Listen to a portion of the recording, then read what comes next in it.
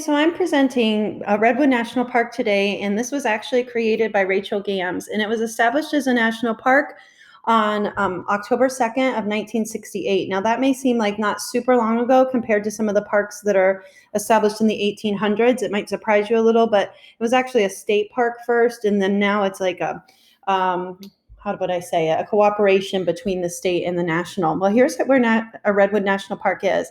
It's in the very northern part of California up here. So on the coast, Northern California. And this is what you would see at the park.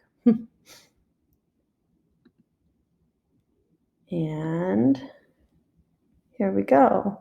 So I actually made her video bigger so you can get a sense of the place. Here we go.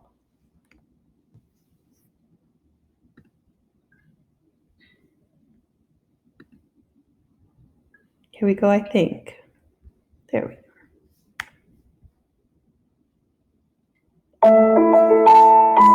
Notice the person, right? It gives you a sense of scale.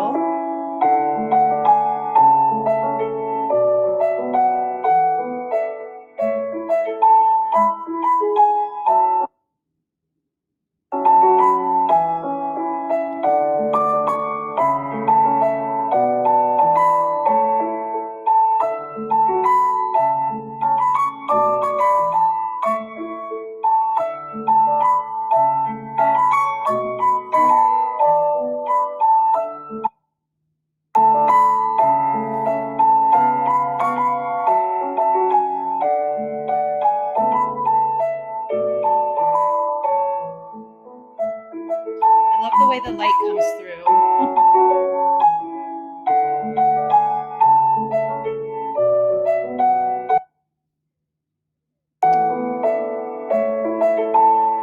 I'm going to go ahead and stop it there because I think you get a sense of what it would be like to walk through one of the groves.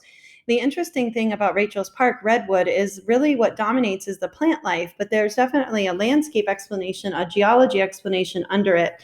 And so she goes on to say that Redwood is made of many types of different rocks.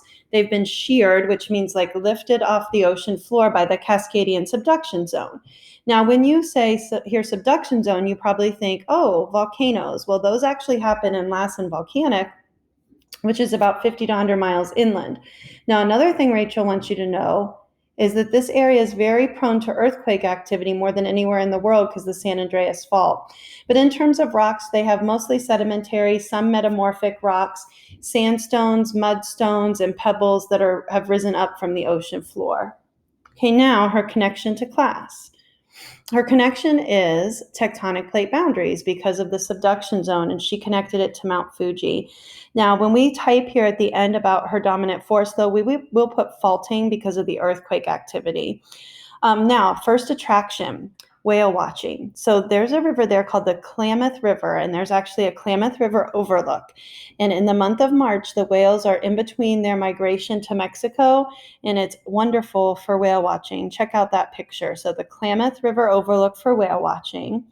Now, this one has a little bit of a sad ending. In 2017, this tree fell, but this chandelier tree, also called the tunnel tree, you can drive through. I actually did that. It was weird.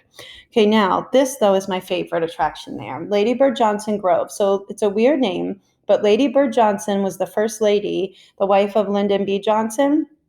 And I believe that was the 1950s. I could be wrong there, but it was named in her honor. And so these trees, Rachel says, average 200 to 240 feet tall. So that would be like a 20 to 24-story skyscraper that you're looking up into. But there are more plants there than just redwoods. Here's the sword fern. There's a place there called Fern Canyon. The walls are just covered in it. Also huckleberries and redwood sorrel. Now, her animals, I want you to get a good look at this bald eagle.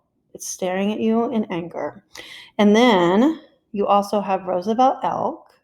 There's actually a meadow called Elk Meadow where you can view those commonly. And then right off the coast, California sea lions. Okay, so Rachel's current event, there was a historical wildfire that was sweeping through California. You may have heard of these, and it damaged some animals and trees in Redwood, but fire scientists have realize that the trees, even though some were badly burned, should recover. So that's good news. And then her personal reflection, the most interesting thing she learned was that whales traveled through the national park. And if she went there, she would love to do the whale watching. So pause me if you need to, but I want you to get to your presentation chart. And so typing the name, there's Redwood, and Rachel Gambs is our presenter. Northern California, you can just put California. And the dominant force, I want you to put faulting because of the earthquake activity. Now you're deciding how much you would like to get to Redwood National Park, but whatever you rank it, put the attraction that appeals to you the most with a picture. So maybe it's the Klamath River for whale watching. I hope it's not this tree as it is fallen, but this is probably, if you just do, honestly, Redwood National Park, you'll probably get a picture from Ladybird Johnson Grove. So I hope that you've enjoyed, and maybe this will make your top 5 list.